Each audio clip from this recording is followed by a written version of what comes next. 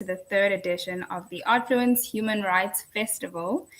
My name is Scout Fynn, and I am a part of the CCA's Emerging Arts Managers Program. And today I will be facilitating the session on the sound of a revolution. And we'll be exploring what the role of jazz and hip hop has been and how it has contributed to the counterculture of South Africa. Where do the two forms meet and where do they separate? And I'm so pleased today that I'm joined by Emile YX. Emile is a founding member of the legendary South African hip-hop group Black Noise. He's best known for his developmental work. I'm actually unable to hear you right now. I'm just going on about you. I'm just giving a short intro to you. But he's somehow your sound just cut out on my side. I'm unable to hear what you're saying. Let me try to take the headphones out. Yeah, try without the headphones. Let me know if that makes a difference. Are you hearing me? I can hear you clearly. Yeah, I'm actually not hearing anything from your side. Are your headphones out?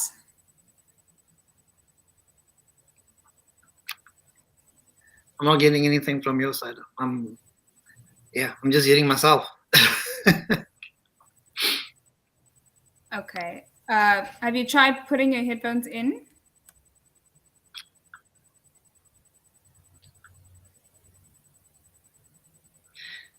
Yeah, I really pulled the headphones out of the computer. Still nothing. I'm not hearing anything from your side.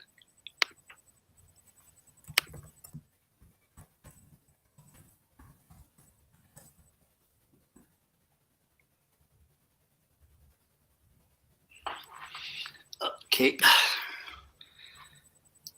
Let's try again. All right. I'm going to bring in Naren in the meantime. Our second participant is Naren Sewpaul.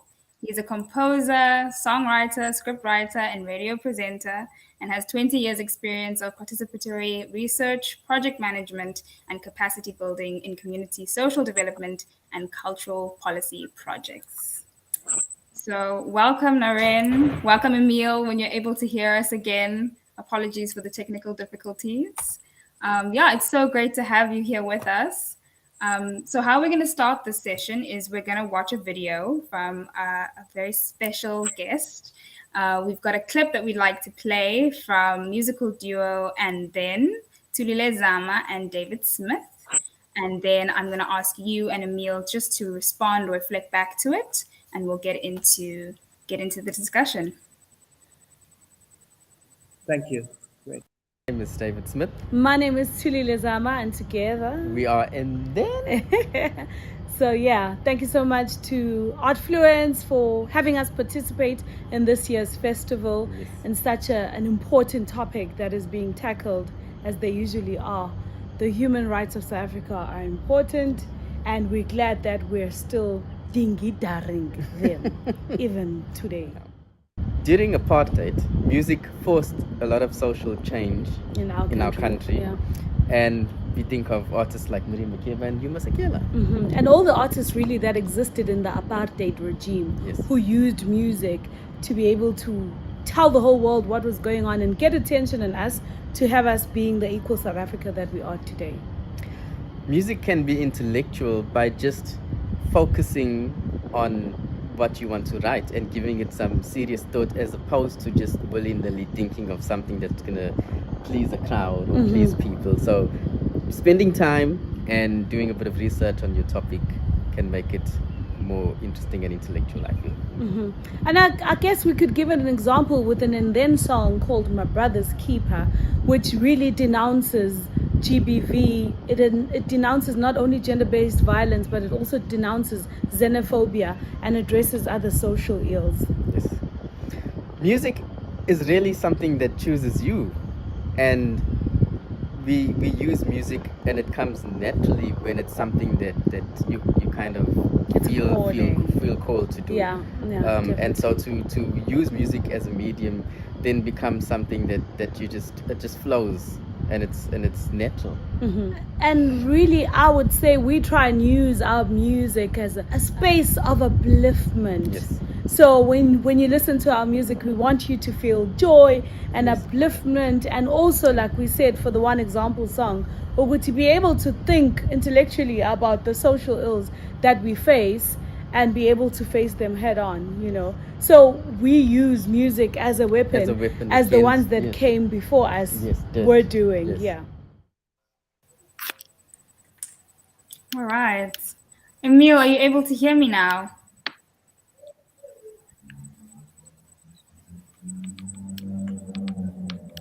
Okay. I think we'll give him a minute to try. But in the meantime, Naren, just going off of what David and Thuli were speaking about, I feel like, you know, in our South African context, I know that jazz usually is something that takes the forefront in terms when we think about, you know, the struggle movement and the anti-apartheid movement and how music played a role in that. So, from your perspective, how does music force social change? And what examples can you give us of either South African music or African music or musicians where they have affected social change? Social change and the arts, including music, are interrelated. No matter who the artist is, whether it's jazz musicians or musicians performing in any way, including those musicians who also work with dancers and with visual artists. It's all about social change, and it's all influenced by the need for social change, and it makes commentary about the impact of social change, whether it's a love song or whether it is a political song, whether it's a song of celebration, no matter what style is performed in, it is always coming through with a message. So in the context of what I just watched on the clip, on the video clip, the value of anything related to social change, even today to a very large extent, during the time of apartheid and in the build-up towards apartheid from thousands of years before that, anything to do with social change was marginalized. So, for example, during apartheid, the statute books, and I'm quoting Dave Marks here, the late, not the late, sorry, the much older Dave Marks, who stated once that in a conversation and in a meeting that during apartheid and in the statute books, musicians or artists were referred to as vagrants. Now that is the beginning of a conversation like this. And as a result of which, if we take jazz, for example, more specifically, which had its beginnings in South Africa in the 1920s, with the advent of Marabi music, which evolved into more structured and diverse forms of expression in jazz. The value of that, of jazz music, especially South African jazz, African jazz, was something that the apartheid government really hated. They least expected for artists to go into exile and find solutions to create, to find work, to be sustainable, to be recognized. They least expected Miriam Makeba to go to the United Nations to plead on the plight of South African and the need for anti-apartheid intervention. So with that being the case, in the clip, there's a mention of the song and its title and its message around xenophobia. The relevance to that is also in terms of jazz music. Jazz became an accepted and viable way to express freedom for against apartheid, away from apartheid. It had a very valuable purpose. And one of those values is related to, that could be instrumental music. So whenever a song was created that was related to protest, because jazz is also about protest, it would have been banned.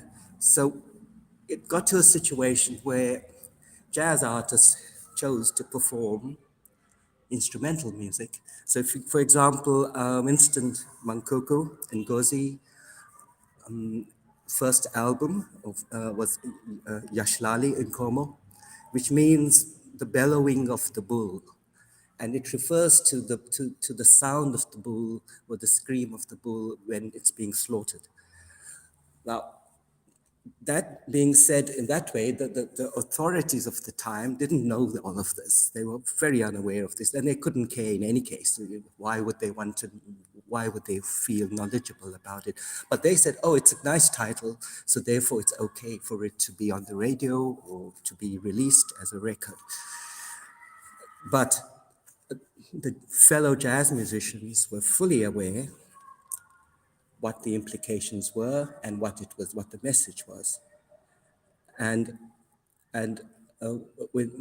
Winston was congratulated for the effort. But the point is, this is what it took for an artist or a jazz artist or an artist that's been marginalized to get their music onto the radio or released. And especially during apartheid, it was almost impossible. And as I said earlier on just now, one way out was for artists to go leave the country, and in doing so, the jazz, South African jazz, became much more internationally acknowledged. So that was one of the good things that came out of that. But of course, those who did leave the country couldn't come back. There are those who did come back even very much later, even those who came back in 1994, also went back. Some of them went back. So that was the impact of apartheid and on music making. And also in South Africa, it's the last point I want to make, is that the idea of music, if it wasn't Western music or if it wasn't Afrikaans music, it didn't matter at all. And it was not important. It didn't need to be on the radio. It didn't need to exist at all. So that's my take on that. Thank you. Yeah, thank you so much. Thank you so much. I think it's really, really interesting because, I think music itself is a universal language, which is why I feel like even the act of, artists creating music that didn't have words necessarily, but the music, the people they were making the music for could resonate and understand exactly what that message was. I just want to check and see if we have Emile back in the room with us yet and if he's able to hear us. I think he's just trying to switch his video on. Just to get his perspective on things, because jazz, as I said, has always been something that's, when I think of the anti-apartheid movement, when I think about songs of the struggle movement, jazz was was sort of put in the limelight in that sense. But as we know, there has also been a deep history and culture of hip hop also being that voice. I'm just going to check in one more time with you, Emile. How are we doing?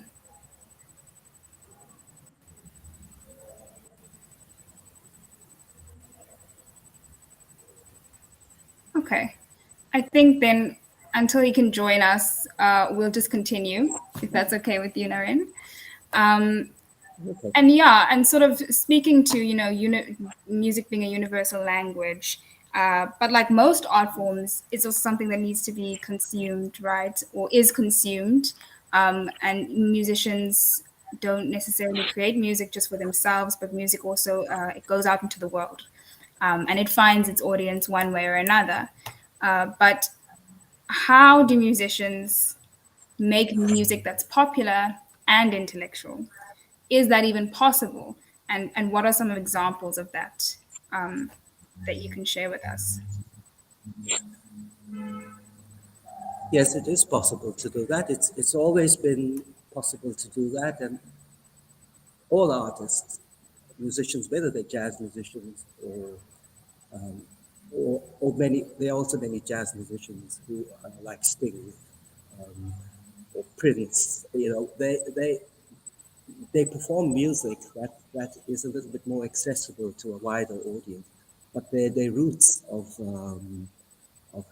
creating music is to do, as we said, with social change. It's accessible. It's important that the music is accessible to an audience.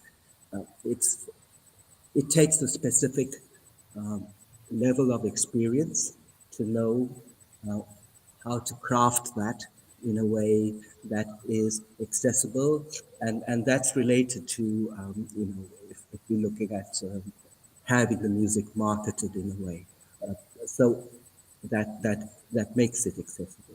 Now that doesn't mean that artists need to sell their soul for this to happen. There are, perceptions that some artists have had to do that, like U2, that sort of thing. It's not really the case. It's a matter of when they work in the recording industry, the expectations are for the outreach to be much wider um, than it can possibly be. And that itself is another point of debate. Does it have to be that? From a jazz perspective, it doesn't need to be that. It's about an expression, a free expression of music that is influenced by various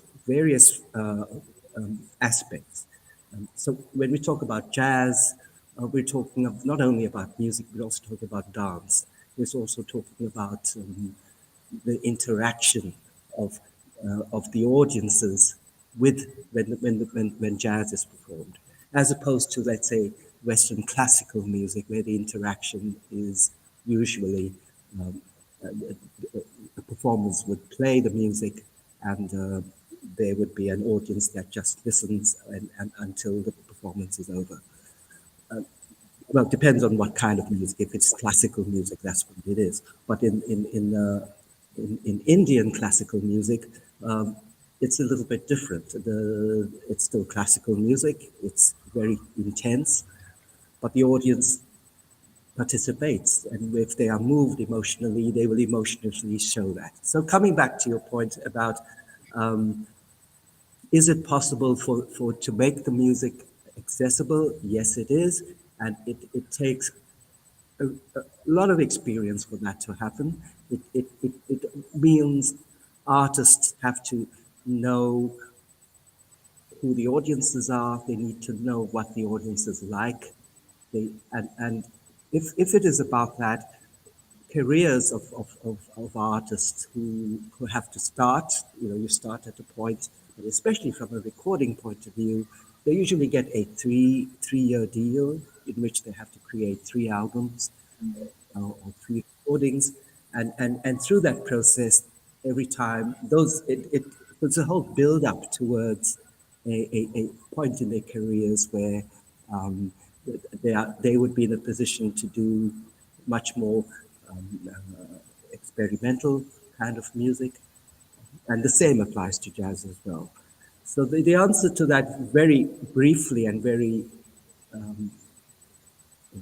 immediately, yes, it is possible. The issue is, of course, if it if it doesn't come about that way, there are forces that are external forces that would determine that. It could be political. The song could be banned for various reasons, and so on. But it's not impossible, and it shouldn't be that in any case. Yeah, no, and I think a lot of that, I guess, also has to do with, like you've mentioned, the time of when the music is being created, what's happening culturally, what's happening socially. Obviously, all of those things impact that process. But I'm curious, in your own personal creations, what comes first? Is it the idea? Is it the form that you're more focused on in terms of the form of the music, or is it a yearning for to say something or to get a message across, or are they interconnected? there's always a yearning to get a message across. It can happen at any time at 3 in the morning. It could happen. But that's it about from any artist's perspective. Our minds operate in a way where these ideas for creativity are flowing all the time, and there's always an opportunity that arises to write a song or to write a piece of music. So, what comes first? It depends on whatever it becomes possible at that time. There's no specific strategy or specific rule book that says this comes before that. Sometimes the lyrics may come first, sometimes the melodies come first, sometimes the idea of a big band sound comes first, or sometimes it could be a painting, it could be anything, but what happens after that can be whichever is first will only be determined when the process starts. So therefore, if I have to mention again, musicians do get ideas in the middle of the night or in the morning.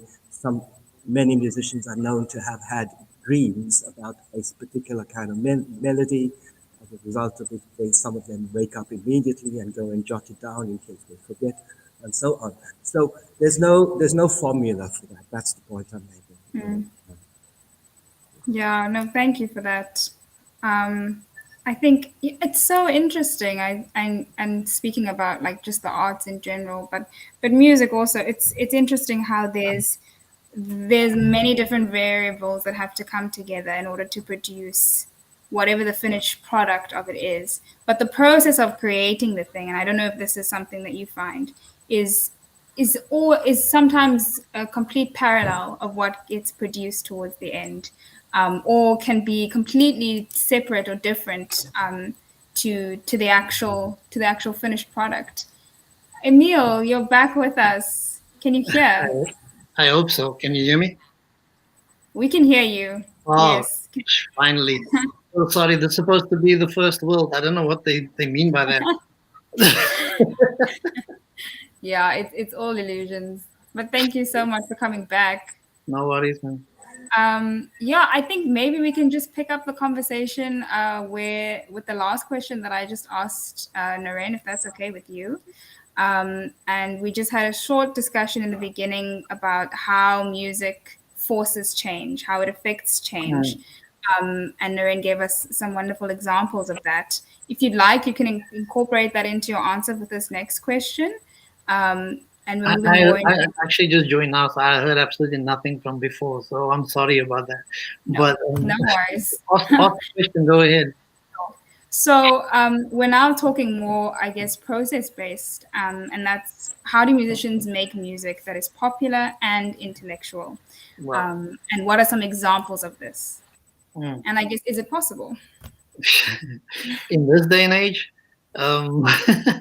you almost have to be sneaky to try and get past the corporate interest, and especially with like the amount of money that you're up against. I think when trying to get music played on radio, when you're speaking about liberating masses of people, the money controlling radio stations are very fearful of you saying things that's gonna play with their money basically and their monopoly, and so it's very difficult to get positive and revolutionary content shared with the masses of the people. It's obviously easy to have dance music. In my own opinion, I think that's really why Kwaito became so popular after the first election. I think it was divisive by mass media and the money controlling mass media to have us party, and to also manipulate the Rainbow Nation illusion, at that time.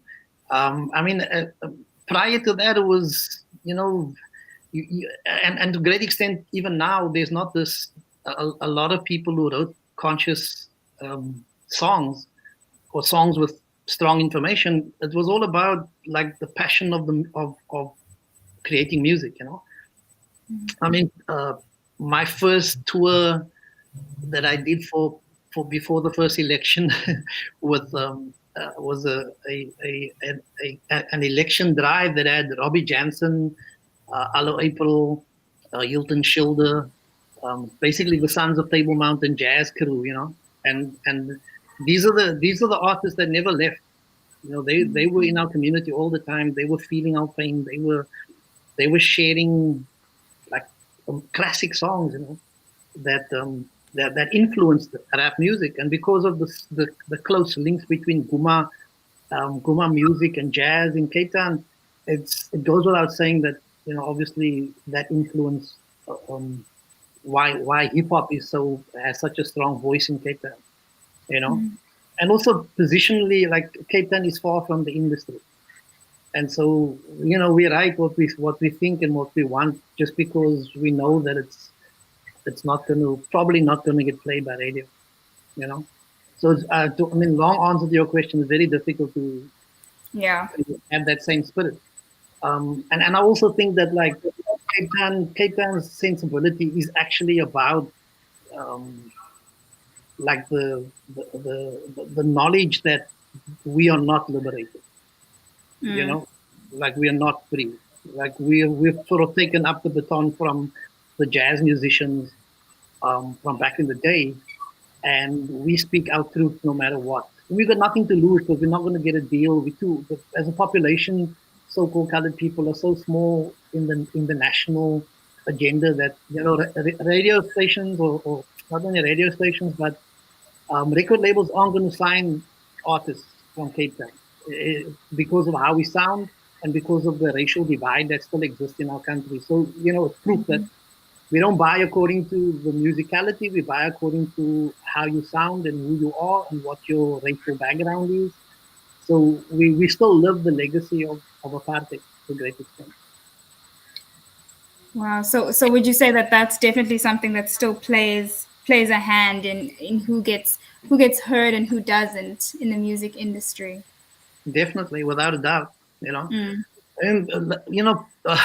even in Cape Town, there's this push by money to only bring artists on that are going to say less volatile, politically volatile content, and so it's still the very, like, everyone's playing nice, everyone's trying to get that little bit of money to survive, and you can't blame them, as soon as you say something that's really profound, then you are switched off.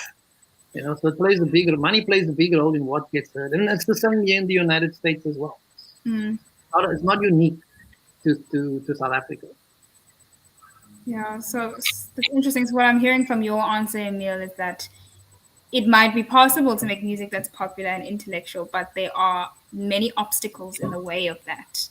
In the sense that I don't necessarily think that there's the music that is made consciously or with the intention to conscientize people is not music that wouldn't necessarily be popular, but the people with the money, the powers that be, if we call them that, are the ones who are sort of pulling the strings in that area. And then in that sense, I'm wondering, for any budding musicians, for any young artists, how do you then get your message heard or your music heard? Well, yeah. I know that's the bottom line is just going out there. It's not a lot. It's ultimately, youngster CPT, right? He is put in the work. Like, he's one of the only up and coming artists that approached us and saw the power of actually going to schools. And while he was with us on tour, he learned so much from the interaction and from listening to what we were sharing with young people that, like, a lot of times when I see him perform now, I think it gave him like a political education, hanging out with us for maybe 20 schools, And I think more young people need to partner up with other older musicians. These events they have where they have all these famous artists come and talk. They should stop doing that crap, because that famous artists are less than 1% of the music population. They are like winning the lotto. they shouldn't be on those panels. You know, who they should have on those panels are musicians who have been working their entire lives to pay the bills. Because that's what you want. You want someone with sustainability, not someone that's like a lucky packet. Okay, I won the jackpot, so let me talk. Those are not examples that are realistic.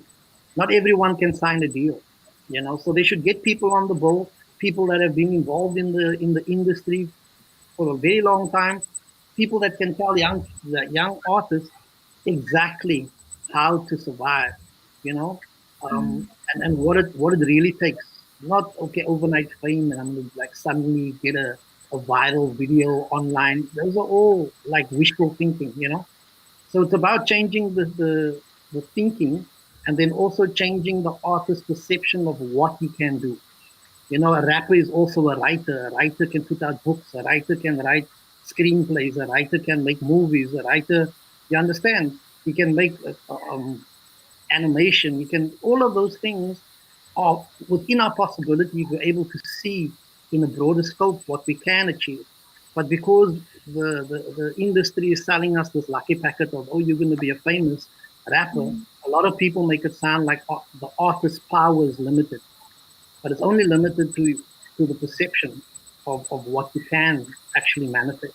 And then also, I think that's also why there's this disconnect between jazz and hip hop, is this illusion of that these older cats can't, like, what do they know? You know what I mean? And the truth is, they've been around. They've set the foundation for what rap is actually doing at the moment. You know, and I think it's purposely also done by industry to sever the knowledge of the past from the younger kids.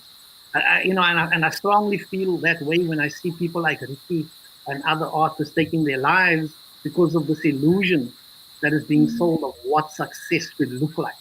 You know, some of our greatest musicians, because of this illusion, I mean, the murder of AKA is all related to like fabricated ideas of what artists are supposed to do, whether it be a hip hop artist or, you know, and we've learned so much more if we just spend time sitting. I mean, I sat for hours speaking to Robbie Jansen and to Hilton Schilder and even to members of Prophets of the City who are like actually a little bit younger than me, because they were the first ones to sign a deal. But I went and I asked him, yo, what's this? I mean, I remember Shaheen and Reddy D telling me, my bro, don't leave your day job, because this doesn't, it isn't how it really looks, they said, you know, because they can paint a beautiful picture, but you're struggling to pay bills, you know.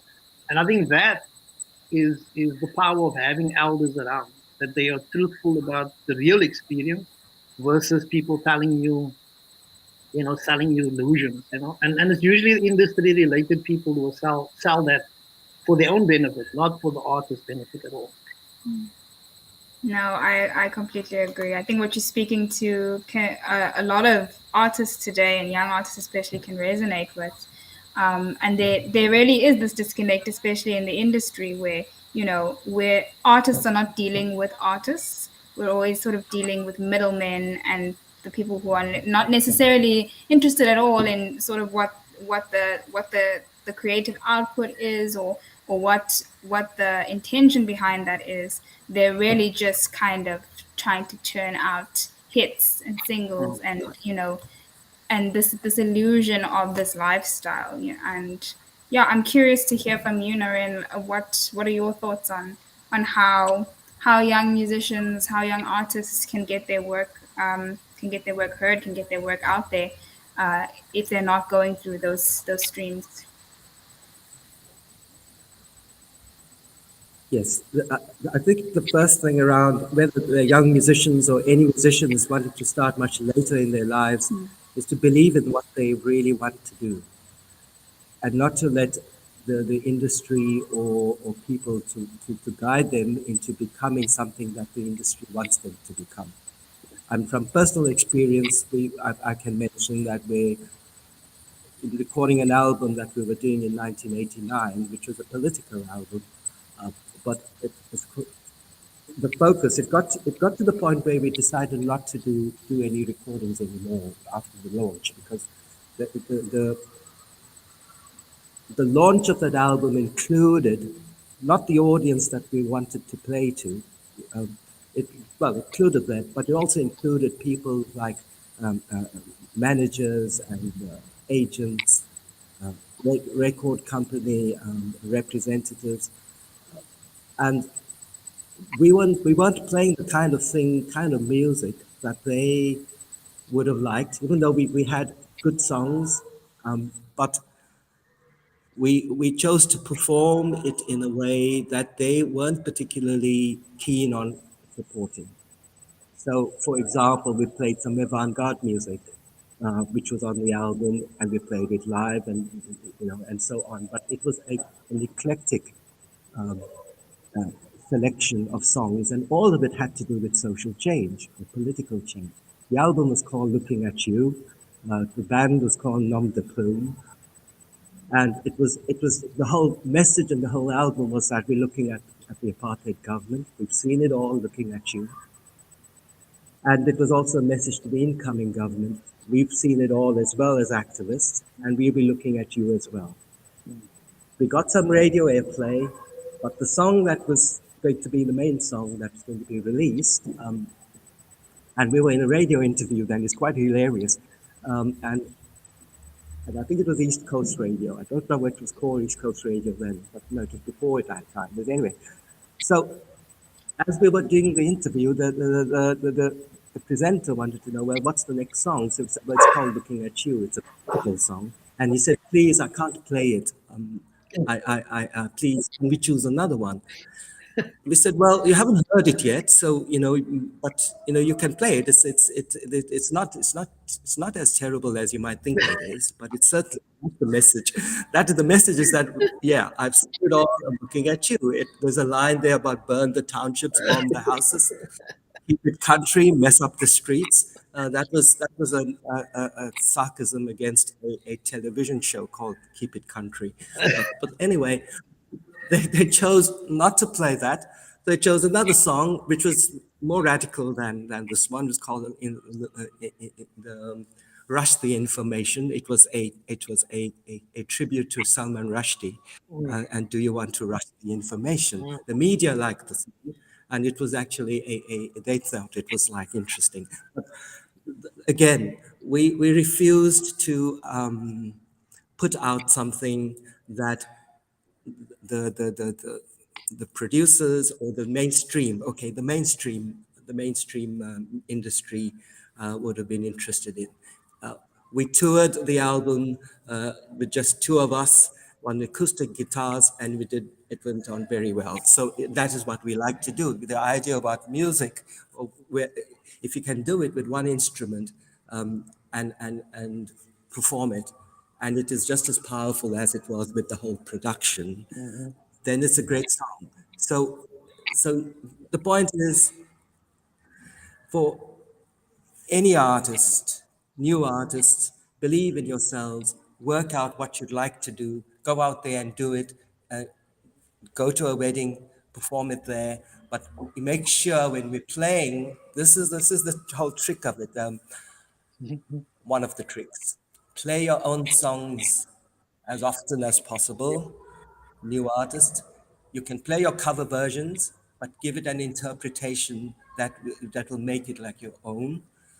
But include your own songs on your playlist, on your repertoire for that day, and make sure that you play it as often as you can.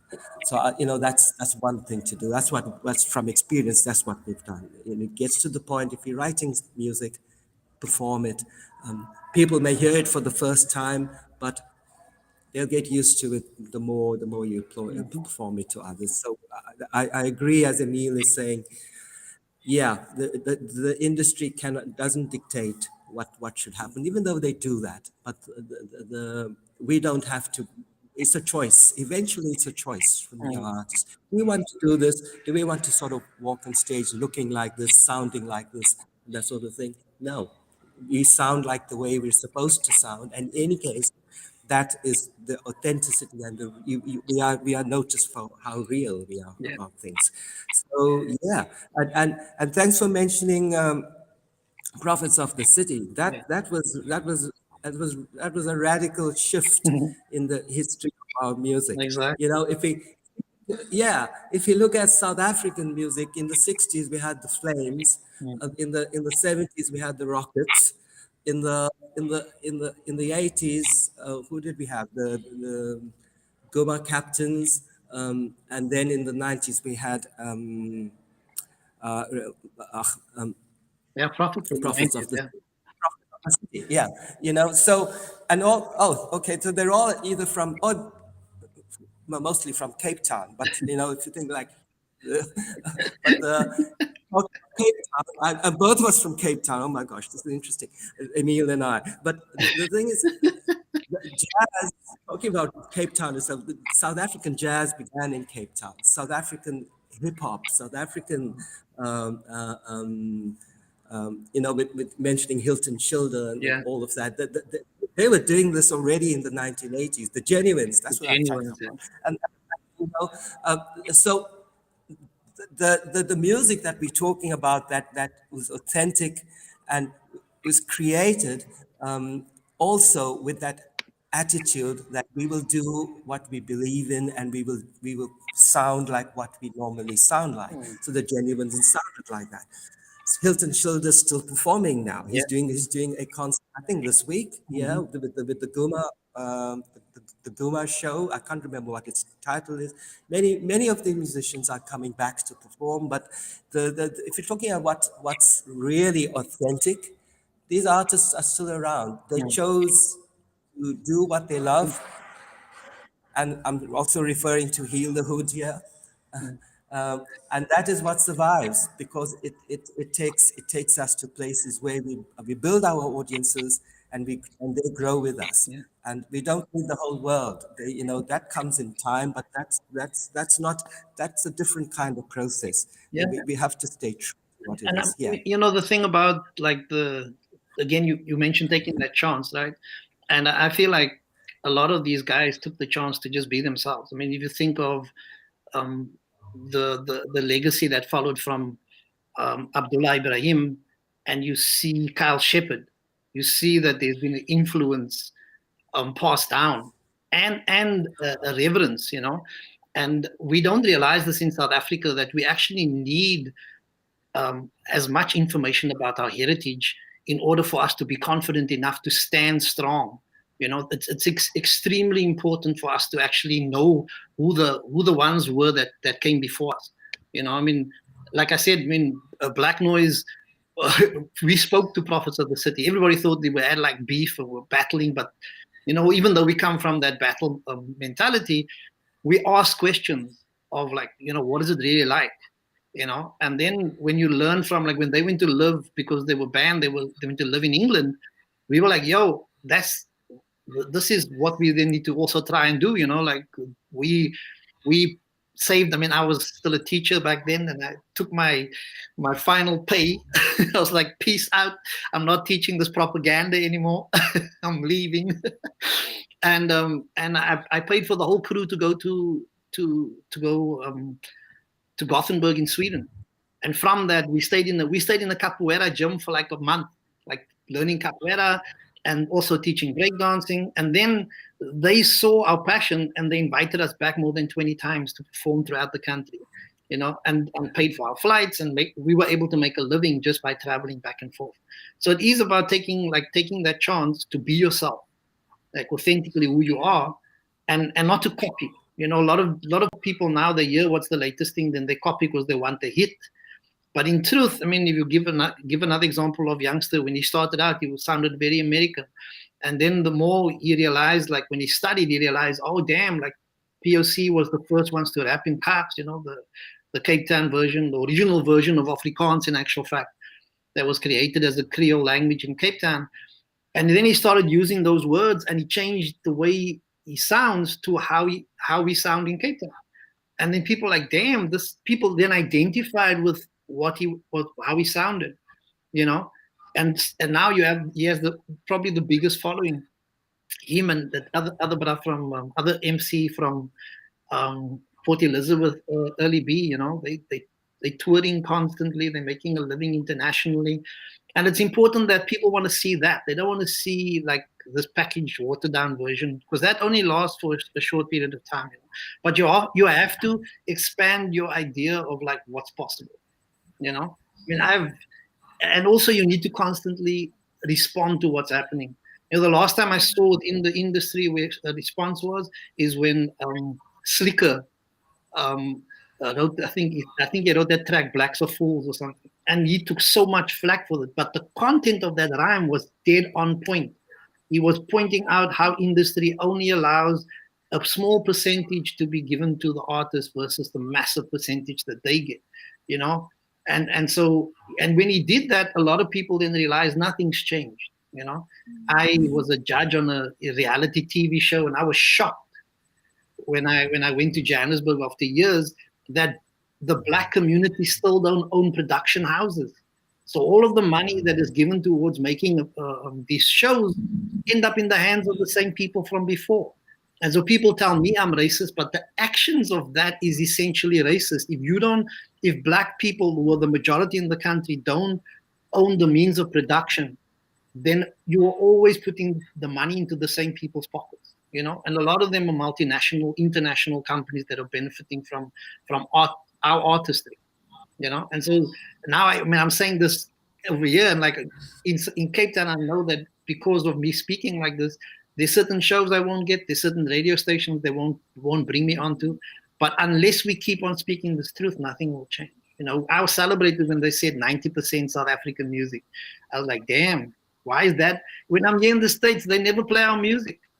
They play their music most of the time. And so why are we afraid to play our own music in our own country? And this is the cultural heritage that we need to rebuild our country, to rebuild our sense of self-worth. And people over here know Black Coffee because Black Coffee is putting in the work, and obviously because of Trevor Noah and being out here. So there's people aware of our country, but our country, when they come here, they come to the country, they're like, we hear you sound like, and that must change. We need to stop wanting to sound like, we need to speak our truth, all of our truth, and then we'll see real change happen. Yeah, thank you so much for that, Emile. The last bit of what you said was really, really powerful, and I think across all the arts industries, it's something that artists are grappling with, is how do we maintain and connect to what is our unique South African voice as South African artists. How do we celebrate that instead of being influenced maybe more by Western ideas, and maybe that also links to what's popular, what's going to be making money, those kind of things. Unfortunately, we have 5. All right, a quick tip for the guys watching. Most of us are taught like this, to follow one thing. Like, you're a rapper, I want to be a rapper. What we need to do is do that. Like, diversify your creative and income streams. You need to think, if I rap, I can write a book, I can put out a play, I can do animation, I can do stories, I can, go to a story session, I can go to a book launch or a book fair, I can, go to an old age home, I can, you need to expand how you are, and then also keep writing, keep creating your music and performing it. MC came to me, I said, yo, these people pushing Jesus Christ are on the train every day. They're using free space on train. Why aren't you with a little mic amplified or even a cone and just go rhyme your rhymes on the train? Dude was like, oh, damn. I said, yeah, come on, just expand your idea of what you can do to make people aware of who you are, It's thousands of people on the train. Anybody watching? Let's see some MCs on the train. Maybe do some gospel. Unfortunately, we're running out of time. We've got 10 minutes left. I would love for us to be able to continue this conversation. But for the next 10 minutes, I think I'd like to open up the floor for questions. 5 minutes left, sorry. Thanks, Bash. For questions from anybody who's watching, any of our streamers who have any questions for our panelists, now is the time.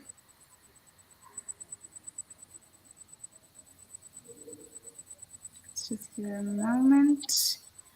Okay, in the meantime, I think we can continue. So then with my final question is why music? Why music as the medium? For each of you. You go, Naren. Why music?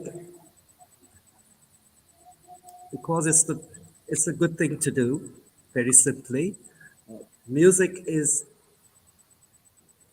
an expression that gives people an opportunity to explore various different ways of performing. So there's no one kind of music. There's different kinds of music, and as Emile is saying, the more exposure we give ourselves to being able to perform different styles of music is very important, and it allows for our own creativity to evolve. But then again, music from a Western point of view is something that exists in isolation from other things. In Africa or in African traditions or non-Western situations, all the art forms are integrated. So it's about the song, it's also about the dance, it's also about the costume that's being made, there's the color. So all of that contributes to what the piece of what the performance is. So it's not possible to, well, it is possible, but that's when we listen to how jazz musicians interact with their audiences, it's a whole party. It's a whole life becomes meaningful experience. It's everything that happens. So that's what it is. So why music? Music gives us an opportunity to interact with people. It gives an opportunity to interact with other artists. It gives other artists an opportunity to collaborate. In the same way, the question can be asked, why visual art or why dance? Similar kinds of responses are necessary for that. So music has a flow to it. It's accessible. People can actually relate to it. And we are, if I remember, we are sung to when we're in the womb. Mm-hmm. So you know, it's very it's very magical, Yep. spiritual. It is emotional. It's a physical experience. It is an opportunity to make a difference. Yeah. I mean, in the deeper, like your body resonates with the frequency, and so it's about trying to find that balance with music, is like where your mood is and how it dictates many things. I mean, I chose to sing my own lullabies to my kids, and that's the power of passing on healing. Instead of singing Ashabai Baby, which is a European oppressive song, we need to decolonize from birth by singing our lullabies to our children. So you change how our minds behave and how we think about our power as Africans, So the first voice we hear is often that singing or humming, and it's extremely powerful to change. And we have that power to change it. We don't have to always say, yeah, the money people are the ones that are standing in the way. We are the circle. The circle has the power. The people have the power. They just shine a light on the person in the middle of the circle and make you think that is where the power lies. But our money pays for that person. Our money supports them. Our money could either, like back in the 80s, we could remove our money by cultural boycott or whatever type of economic boycott, and they will then take note. We don't have to go march anymore. All you have to do is take back your power of your economics. But to understand that, you need to have a strong sense of self-worth, and you need to rethink the value of who we are as African and the history that gave us this, that birthed humanity, and that first sound, that Om, that created the universe. Power of music. Thank you both so much. This was an incredible panel to be a part of, and for our first day as well. I don't think we have any questions, so I think we can close off. Thank you again, Naren and Emile, for joining us for this very special panel. about the sound of a revolution. It's been incredible to hear both of your responses and to get to engage with you, albeit through technology. But yeah, it's really been wonderful to have this conversation with you guys. Thank you to UKZN and to the Center for Creative Arts. Thank you to our partners this year, the Dennis Hurley Center, Alliance Française de Durban, and the University of Antwerp. And yeah, thank you to everybody who's tuned in at home, who's watching. This has really been an incredible, incredible panel. And I'm so glad that we were able to get you on, Emile. Otherwise, it would have just been myself and Naren, which would still have been lovely. But yeah, I really enjoyed getting to speak to you guys. Thank you so much. Thanks so much. you. Keep on. Thanks. Thank you. Bye. Bye. Bye-bye.